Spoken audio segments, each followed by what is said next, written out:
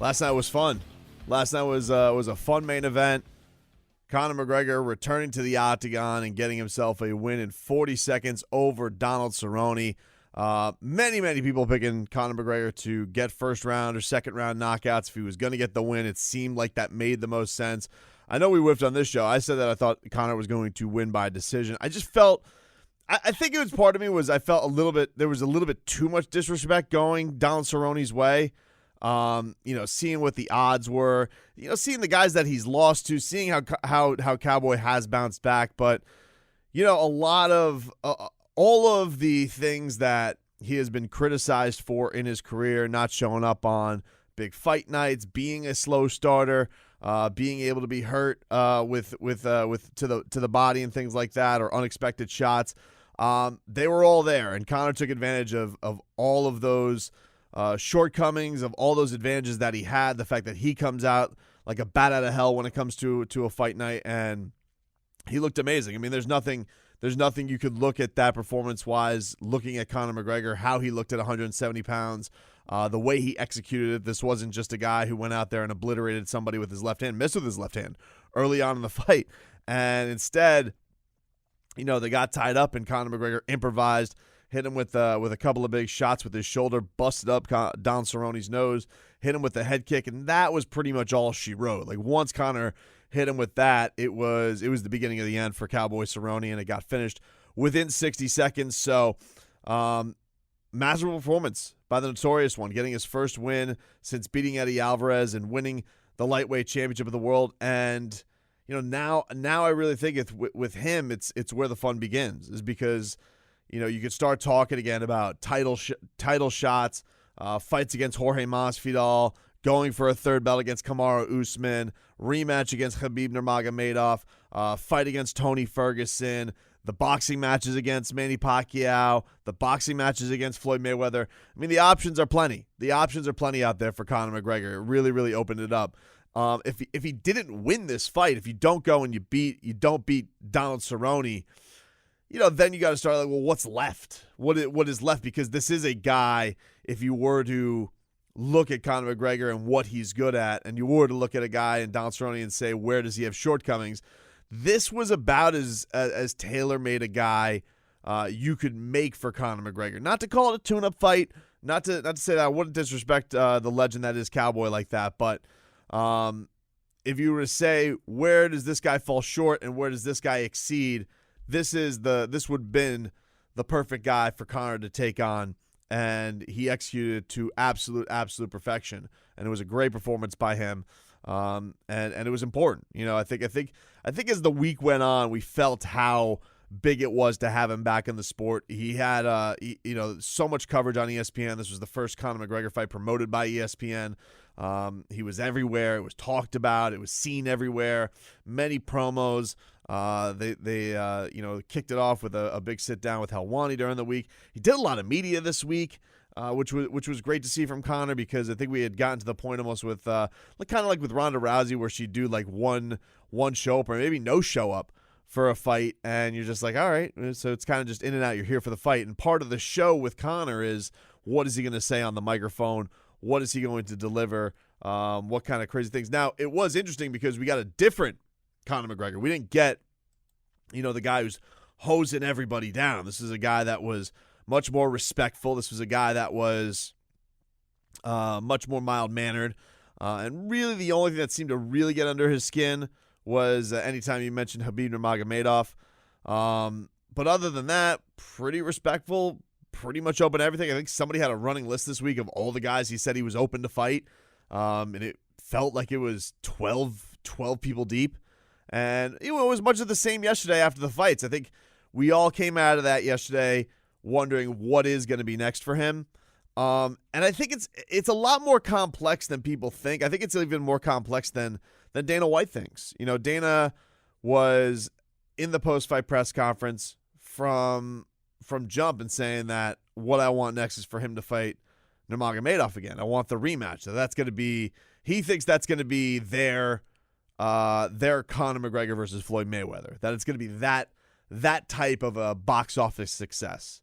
But a lot of things are interesting interesting hurdles to get to the Nurmagomedov fight. First off, what do you believe when Conor says that he wants to be very, very active this year, that he wants to fight at least 3 times, maybe more? Do you buy that? I know that his plan A is that he said that Khabib and Tony aren't going to fight, that they're not going to fight. It's never going to happen. It's never going to happen. And that he's going to slide right in there and he's going to fight for the championship. But let's just say they do fight. Let's say that Tony and Khabib actually happens. I think you guys remember my Christmas list of fights, that fight actually happening was on my list of Christmas wishes, because I'm dying to see Tony Ferguson versus Khabib Nurmagomedov and see who is the best lightweight on the planet. I'm dying to see it. We've been waiting so many times to make that fight happen. And so let's just say it happens. All right, Khabib's off the table for a little bit, because if Nurmagomedov does fight in April, let's just say he does. You got the next 5 days later, you got Ramadan, which he observes. So that takes him out of commission. Let's just say pretty much through the summer, maybe late summer is when you could get him back, but he's going to be out of commission till the late summer. So if you're Conor McGregor and you want to fight 3 times, it's not out of the realm of possibility that he could fight in August and then December. It's not. Let's just say he wants to fight Khabib, and in an ideal world, he fights for the welterweight championship by the year's end. That'd be a great year. I mean, amazing year. If he were able to beat Khabib Nurmagomedov in late summer, early fall, and have a quick turnaround in the aftermath of that, fight in December and fight either Jorge Masvidal or Kamaru Usman for the welterweight championship. I think if you were Dana White, that's probably the direction you go. Otherwise, or maybe he wants to go trilogy with Nurmagomedov. I don't know. But if those guys are going to fight and Conor does want to have this quick turnaround, there's a couple of things that are hurdles for it. One, who's he going to fight? Okay, who does Conor McGregor fight next? Obviously, we're down here in Miami. Who do we want him to fight next? We want him to fight Jorge Masvidal. That's a stupid question. Obviously, we know who we want him to fight next. We want to see him fight Jorge Masvidal. It makes all the sense in the world. You're talking about the biggest mixed martial arts star on the planet in Conor McGregor versus the 2019 Fighter of the Year, the guy who had the biggest star rise all of last year in mixed martial arts. You want to see those two fight, square off. You've now seen that Conor McGregor can hold his own at welterweight. He now has 2 wins at welterweight. He now has a 40-second finish at welterweight. So not only are you more intrigued because you think he can hang at the size a little bit more, but you're intrigued because, my God, what would that fight promotion be like, right? That would be amazing. Conor McGregor, Jorge Masvidal, the lead up between those two, it would be fireworks. It would be unbelievable between those two getting in front of a microphone, what they could cut with each other. And by the way, I think it really does make for a hell of a fight. I really, really do. One thing I will say, Conor did show me yesterday. I don't know if he could beat Jorge Masvidal, but I think even in those 40 seconds, you're like, all right, dude can hang. Dude can hang. He's gone out there. He's shown a lot more weapons. And I don't know if it's as much of a ridiculous proposition, because I'm gonna be honest with you. When I first heard the idea Jorge Masvidal versus Conor McGregor, I'm like, that's a bad fight for Conor. That's bad news for Conor. He's gonna get steamrolled by Jorge Masvidal. I still think Jorge Masvidal wins that fight, because I think right now, if you were to ask who's a better fighter, Jorge Masvidal or Donald Cerrone, I really don't think it's close. I think it's Jorge Masvidal who's just on a better trajectory. Who's at a better part of their career right now. And not to MMA math it, but those two have fought, and Masvidal obliterated Donald Cerrone. So I just think that from a speed standpoint, an ability to really be right out the jump, we've seen Jorge Masvidal get the fastest knockout in UFC history. So we know that he can go out and he can start from the jump just like Conor can.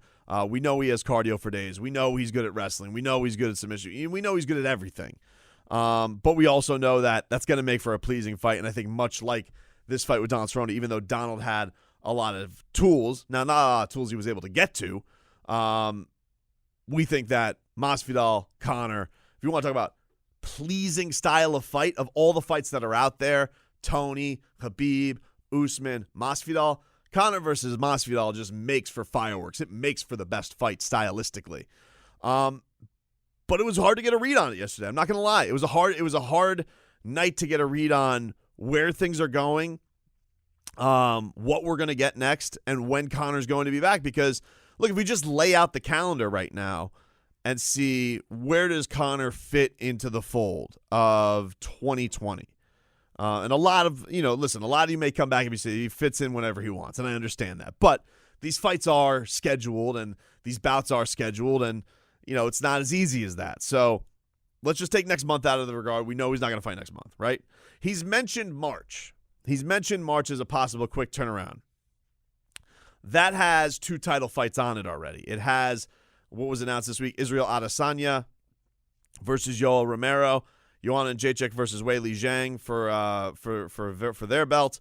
So that has 2 titles on it. Now, Conor's been a part of a triple title fight card before, so you could see it. I mean, if he did want to do that turnaround in March, the only thing was if you are going to do that against Jorge Masvidal, you are then putting, I guess it would be for the Bad Mother Bleeper title, you're putting that above 2 title fights. It's not an impossible hurdle. We've now starting to see the UFC wiggle on non-title fights being main events. Hell, it's now happened, 2 out of the last 3 cards. So it's not as gospel as it used to be. But it's an interesting hurdle. Plus, I'm not a huge fan of, 3 5-round fights on a card, but that's out there. The next pay-per-view would be April 18th, and that's Khabib versus Tony. There's no shot in hell they're going to put Conor and Khabib on the same card. They're just not going to do it. It's going to be, it's going to be one of those things where, and I don't even know if it's that good an idea, to be honest with you, because I think Conor almost would swallow it all whole with him being there. And I think that is such an important fight between Tony and Khabib to happen at lightweight that you want those guys having their shine and allowing them to dictate what they want to do for the title. Now, it may not matter. I mean, Dana White may say you're fighting Conor McGregor, but I think it's important to just let those guys have their weekend. And maybe Conor shows up, maybe he doesn't. I don't know, but I don't think it's smart to put a fight on that card. So, for Conor having this quick turnaround that he's talking about, I don't know when it happens. Then we go to May. May's pay-per-view is in Brazil. The rumored bout this week was Henry Cejudo versus Jose Aldo. Conor's talked about wanting to fight in Brazil before. I suppose that's not impossible, but it's a little bit weird. It'd be a little bit strange to have him there. I don't know how many of the Irish fans are going to go to Brazil and all that stuff. But that is like the most likely, quickest pay-per-view date that would be open. And, if you're already into the springtime and Khabib, let's just say Khabib is one, I'm going to probably say that Dana's going to say, hey, Conor, what's another few months? What is waiting till, if it's May, what's the difference between you fighting now and fighting in August? And then you may be turning around for the welterweight championship. Because Dana wants that Khabib fight. Look, I mean, we all are dying down here for Jorge Masvidal, and I think that it would be amazing if Conor McGregor fights Jorge Masvidal. But Dana's not stupid. He thinks that Conor versus Khabib, he's calling it his Ali Frazier. He's calling it his Mayweather McGregor, just right under the UFC banner. And so if you have the president of the company saying stuff like that, yes, Conor swings a big bleep, and he has a lot of say in this type of stuff. But he also, I think, if you were to listen to him in the lead up to this fight, I do think that the Khabib rematch has been what he wants the most. I don't feel like he engaged the Masvidal fight that much last night. He was saying Jorge really blew it tonight. I don't know why he was wearing my robe. It was weird. Like, it was very dismissive of Masvidal, almost to the regard of, all right, I got that win out of the way. I'm ready to get in line for this Nurmagomedov for this lightweight title shot. I think that all that Jorge dancing around stuff, I honestly think that was the plan if maybe he lost to Donald Cerrone and he needed a big win to get himself back in line. That Masvidal, because you knew Masvidal was going to take the fight. Masvidal has made it clear, I'm taking the fight, and has been pretty clear that he just wants to take the fight for the money, which no no blaming going anyway Jorge's way. That's just, but, Megan Olivier asked him, like, why do you want this fight? And he goes, the money. And I don't know how great a sell that is to everybody, that Masvidal just went, the money. It's not like I want to obliterate that fool. I want to shut him up, all that stuff. Masvidal's just telling you, like, I think this, I want to make a ton of dough. And while that's great, and you're a prize fighter, I don't know how much fans get behind that. They want to hear why you want to go beat this guy up. They don't care about your paycheck that much. Some weirdos do. People care about how much, there was a big breakdown this week of, is Conor McGregor really making $80 million? It's like, who cares? I mean, he's going to make a lot of money. Why does it matter? In all honesty, who cares if Conor McGregor is making $80 million, $40 million, $20 million? It doesn't really matter that much. He's under a UFC contract. You know what I'm saying? Like, it doesn't, there's no purse splits. There's no hangups like that. It's not a Mayweather fight. So what does it matter? But I don't think when Masvidal was asked yesterday, why do you want to fight Conor? And his one-word answer was money. I don't know how well that sold everybody on it. Now, I want to see it anyway because he's an amazing fighter. He's had an amazing year. And obviously down here in Miami, you want to see that, see this city on that stage. That's a big deal. But I honestly, to be honest with you, I think that Masvidal put himself in position this week. I thought he did a better job selling himself to fight Usman than he did McGregor. I really, really do. I mean, some of his press conferences this week leading up to this, talking about Kamaru Usman, the disrespect that he's felt from Kamaru Usman, doing the whole who is that? And his reasoning behind it, and saying that Kamaru Usman wants to call out Leon Edwards. I just thought all of that stuff was masterful from him. And I'm like, yeah, this guy is bar none the number one contender for the title. And for Usman to, say that he wants to fight Leon Edwards or Tyron Woodley or guys that he's already beaten, I think is a little bit ridiculous as a champion. And I think that George has done such a great job. He did such a better job selling fighting Usman than he did McGregor this week. That I don't know if it cost him the McGregor fight, but I do think that it's put him in himself where, the Dana White wants to see Masvidal versus Usman. He wants to see Conor versus Khabib, and I don't think that, yes, George could go and lose to Usman. Usman's really good, but there's not a huge difference in if Conor goes to beat Khabib. If Masvidal does end up winning the championship, that fight could end up being there at the end of the year anyway. And it's probably and to be honest with you, it is a bigger fight if Masvidal does become champion and he is able to beat Usman and he does have an actual title and Conor is going for his third championship. It does be I don't know how much bigger Conor versus Khabib can get. I know that Conor versus Jorge Masvidal can get a lot better. Can get a lot bigger, rather. It really can. I mean, if Masvidal does become welterweight champion of the world, it becomes a monster fight. It's still a monster fight. Don't get me wrong. It's a big time fight. It'll do bigger numbers than whatever this does.